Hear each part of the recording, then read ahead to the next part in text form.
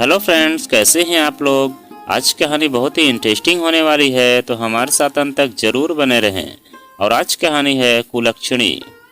आज संडे है और आज मैं घर का सारा काम करके पत्रिका लेकर पढ़ने बैठ गई, क्योंकि मुझे कहानियाँ लिखने और पढ़ने का शौक है।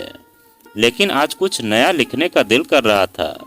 मैं अपने विचारों में खोई हुई थी।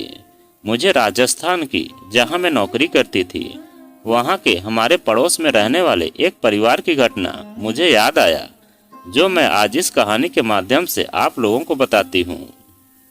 लेकिन एक बात और है, शायद मैं समाज की स्थिति और खुद की मनोस्थिति में फंस चुकी हूँ।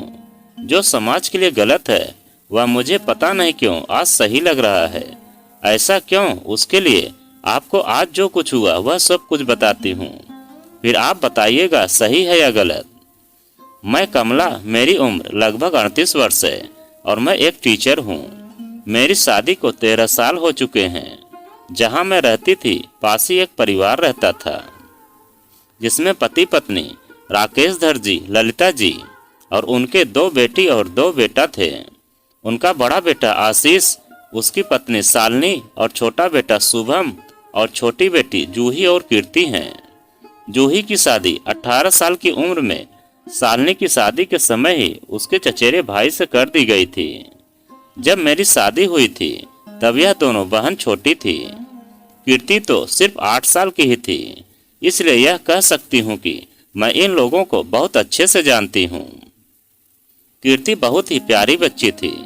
दोनों बेटियां कभी भी अपने माँ पापा की लाडली नहीं रही थी, क्योंकि उनके अनुसार लड़कियां सिर्फ घर का काम करने और उसके बाद शादी करने के लिए ही होती हैं। इसलिए उनकी पढ़ाई पर भी ज़्यादा ध्यान नहीं दिया गया था। तो अब आप सोच ही सकते हैं, जब बेटियों की यह जगह है तो बहू की तो क्या रही होगी। जूही की शादी के बाद कई बार कीर्ति मेरे पास आ जाती थी और बातें किया करती थी और यही कहती थी कि मैं ऐसे शादी नहीं करूँगी जैसे जूही दीदी हुई है। मुझे तो लड़का पसंद होगा तो ही मैं शादी करूंगी। मैं अपनी जिंदगी की बलि नहीं चढ़ाने दूंगी। और अब घर में शुभम की शादी की बात चल रही है, जहां शुभम के लिए उन्हें सोना नाम की एक लड़की पसंद आई है। अच्छा खासा दहेज भी मिल रहा है, लेकिन वो लोग सोना की शादी शुभम से तभी करेंगे जब कीर्ति की शादी उसके बड़े भाई सुरेश से की जाएगी। आटा साठा एक ऐसी प्रथा है जिसमें इस घर की बेटी उस घर की बहू और उस घर की बेटी इस घर की बहू बने। सीधा सा वसूल है। आपकी बेटी हमारे घर की बहू तभी बन सकती है जब हमारी बेटी आपके घर की बहू बने।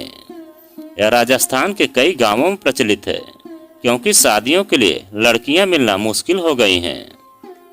जहां तक कि शालिनी और जूही की शादी भी इसी तरह देन है।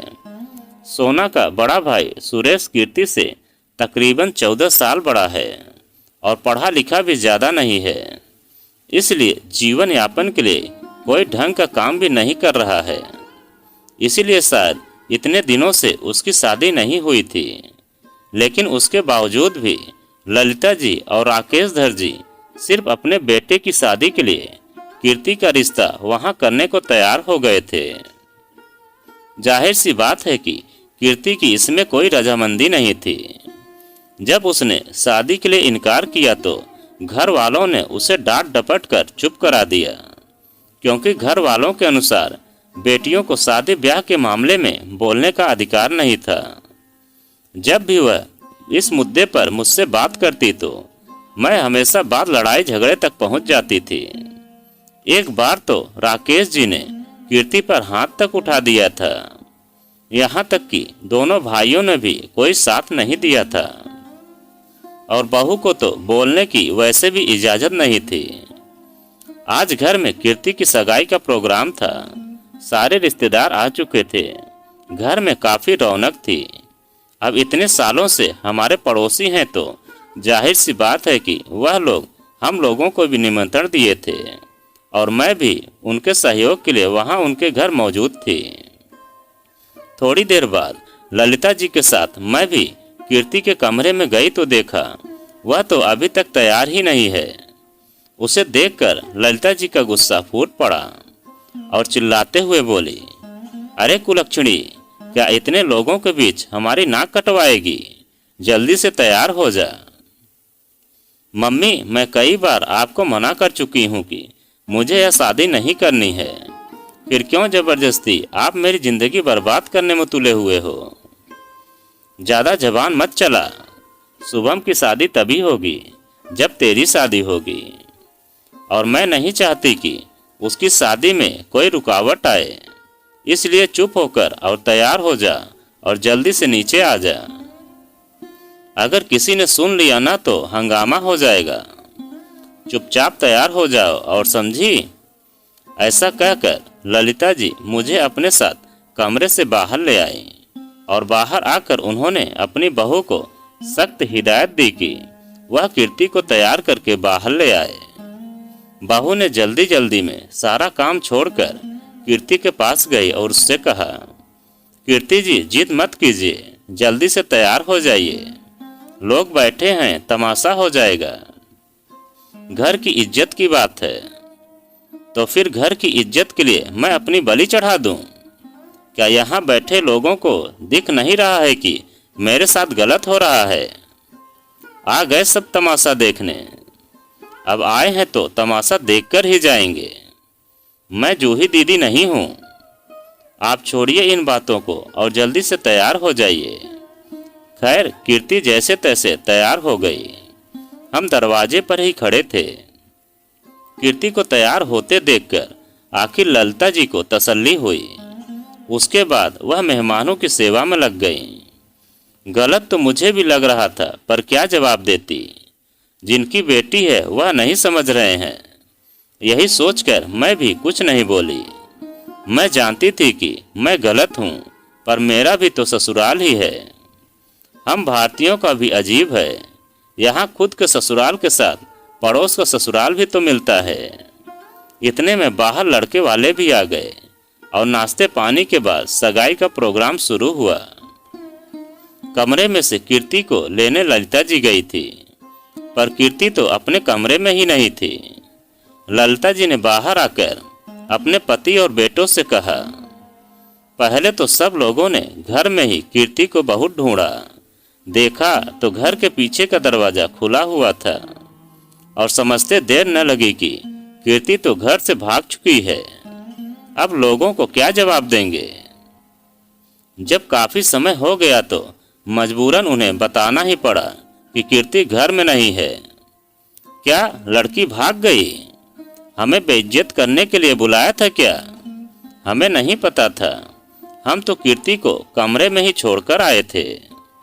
अब पता नहीं कैसे वह पीछे वाले दरवाजे से निकल गई। हम तो अब समझी हैं। हम मिलकर इस समस्या का समाधान ढूंढ ही लेंगे। आप कृपया शांति बनाए रखें। काहे के समझी? आपकी बेटी तो हमारी नाक कटा के चली गई। अब भूल जाइए कि हमारी बेटी आपके घर की बहू बनेगी। देखिए, ऐसा न कीजिए। आप कीर्ति के पीछे शुभम की सगाई क्यों तोड़ते हैं?